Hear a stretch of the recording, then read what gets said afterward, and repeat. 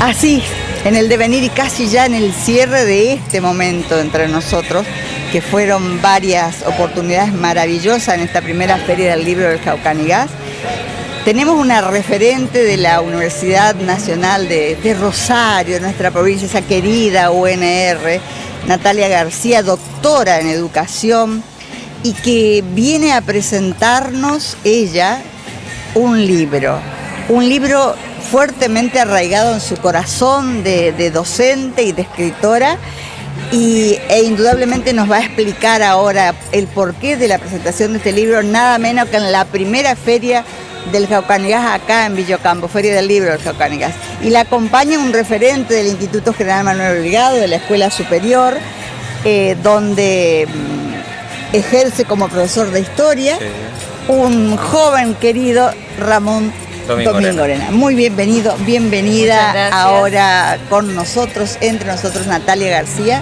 y felicitaciones por esta osadía. Gracias. Ahí te estaban por llamar, pero bueno, después podés acercarte. Contanos un poquito educación clandestina, Natalia. Natalia, perdón. Sí, Natalia. Sí, Natalia. Bueno, es un libro que nace de una investigación.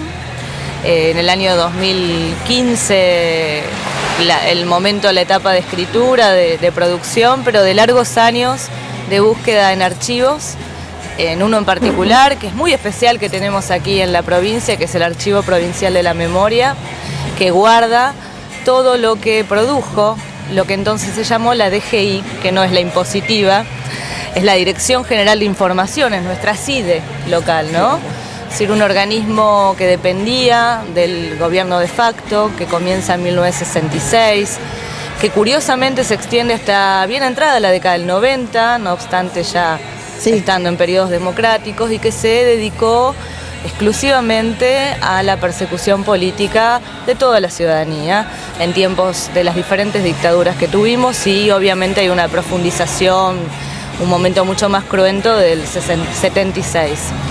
Así como lo interesante era que esta producción, estos documentos escritos, nos vienen a presentar un escenario quizá no tan sospechado sobre la persecución a los docentes santafesinos. Y por eso la educación clandestina. Sí. ¿Por qué no se podía decir lo que se debía decir? Sí. O el que quería decir lo que no podía. O que el que decía tenía consecuencias, por supuesto, ¿no? Porque el libro lo que hace es explorar, por eso tiene ese subtítulo de espiar, colaborar y depurar, porque es la trama histórica o la forma que yo encontré para ir sintetizando todas las acciones, las prácticas y los discursos de estos agentes de inteligencia, sobre todo el elenco litoraleño de santafesino, de docentes, directivos, alumnos, espionaje sobre toda la comunidad. Y nos viene a contar cosas nuevas, aunque parece que la dictadura, hay mucho explorado, y sin embargo viene a trabajar sobre los matices, o el asunto más delicado, diría yo, en primer lugar, los microcontextos. La dictadura a veces se estudia a nivel de la Junta Militar, la normativa castrense, los nombres, las prohibiciones del libro, las censuras, las prescindibilidades docentes, todo eso, un poco el que quiere indagar ha sido estudiado. Pero la información que está allí en el archivo nos brinda, echa luz sobre lo que pasó dentro de las aulas, lo que pasó en las regiones, lo que pasó en los pueblos, en las ciudades. Y diría yo, lo más delicado y quizá la novedad del libro es el asunto de la colaboración civil. Dar con documentos que son incontrastables, donde la prestación de información vital, que podía terminar no solo en la cesantía de un docente, sino en la desaparición final, viene a cuenta de personas comunes. Esa figura tan furtiva del denunciante común un poco puede atraparse con estos documentos. Bien, yo te trato de tú porque sos muy joven, pero sos doctora.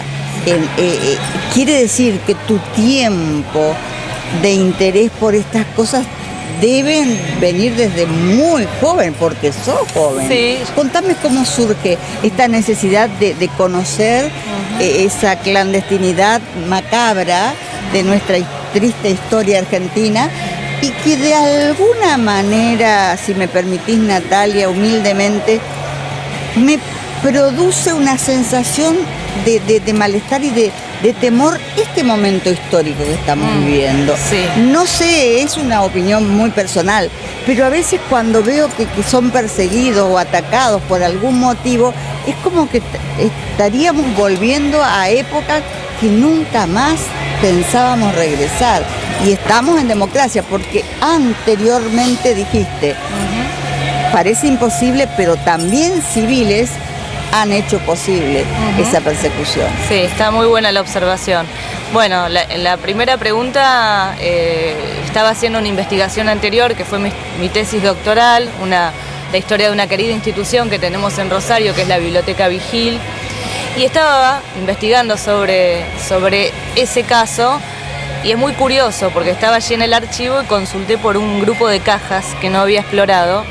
Y entonces le pregunté al archivista de allí y me respondió así con una naturalidad espantosa: no, esas son las botoneadas. Ajá. Así las llamaban coloquialmente en el archivo, ¿no? Sí, la verdad que eso a mí me impactó, porque eran cajas del Ministerio Acá de Educación y Cultura de la provincia. Entonces, cuando le da esa respuesta a la señora esta, verdaderamente me impactó, y sobre todo después ver la matriz del todo el texto y cómo ella va relatando y contando cómo determinadas personas, ciudadanos comunes, digamos, se comunicaban con Videla, por ejemplo, con sectores de las fuerzas militares, delatando o diciendo que determinados personajes eran subversivos, que tenían determinadas conductas. Entonces, verdaderamente causó un impacto y un terror ver cómo se utilizaban esos mecanismos, y la complicidad que tuvo la sociedad civil es fundamental en esto.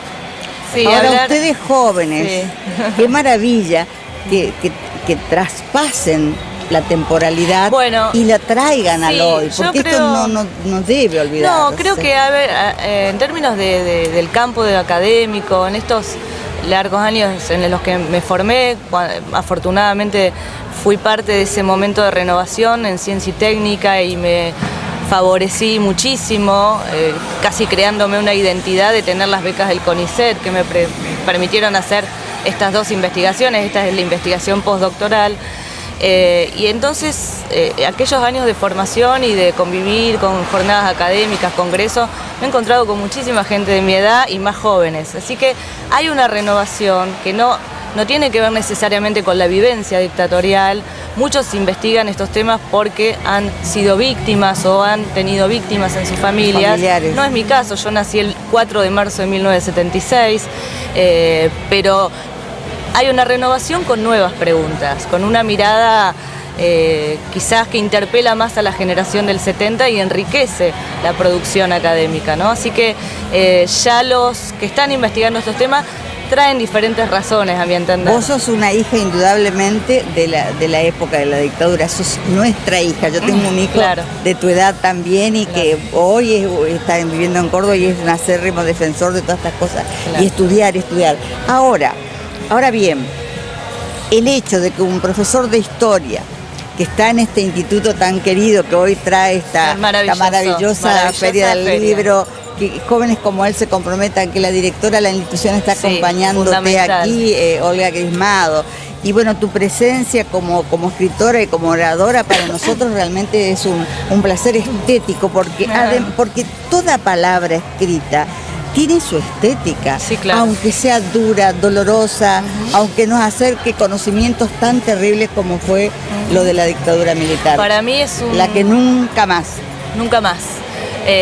Para mí es un enorme placer. Este libro nació para eso. Después me di cuenta, vieron que uno a veces escribe y después entiende las razones, pero este libro empezó a pasear por pueblos y ciudades de mi querida provincia, aunque yo soy entrerriana, debo decir, pero nací. El doctorado fue allá en la Universidad de pero tengo Entre Ríos. 5 minutos de entrerriana, después toda mi vida. Santafesina, sí. A mí es un descubrimiento mutuo, para mí también, de hablar con los colegas, en los profesorados, con otras realidades, con otros recursos a veces, y nació para andar por la provincia, porque los casos más cruentos, y aquí hay un imaginario interesante que romper, sucedieron en los pueblos, por lo menos en las fuentes consultada en cantidad y en calidad dolorosa. Sí, fue en los pueblos, y por eso la pregunta que hiciste me parece muy interesante, en el sentido de que sí, por supuesto vivimos en democracia, nada se compara al terrorismo de Estado en términos históricos, pero hay continuidades que tienen que ver con los otros, cómo significamos a los otros, antes subversivos, antes cabecitas negras, antes la chusma ultramarina, antes el salvaje, ha tenido diferentes nombres a lo largo de la historia y hoy tiene otros. Este libro nos viene a, por lo menos es mi intención, a una llamada de atención, a ver que no seamos cómplices precisamente, que cuidemos nuestras actitudes sociales frente al poder, porque podemos prestarnos para lo peor, ¿no? Claro, No sé si es que coincidís. el desconocimiento también lleva a ese También. rumbo El desconocido prejuicio, y el ¿no? prejuicio Sí, y no mezclarse Sí. con los cabecitas negras ni nada Exacto. por el estilo. Y por otro lado, yo digo que esto ya se inscribe en la historia de Villocampo como un hecho histórico relevante porque justamente, vuelvo a repetir, se enmarca en una feria del Sí, libro. muy importante. En la primera. En estos tiempos, sobre estos todo. tiempos. ¿No? Esto es un esfuerzo enorme. Estuve en contacto con gente que estuvo en la de Buenos Aires hace poco con alguna desilusión Sí, en desilusión. cuanto a varios aspectos, y yo pensaba el Organizativo. esfuerzo de ustedes organizativo, venta, ¿no? Todo. También porcentajes de venta. Y a mí me parece que hay que echar luz.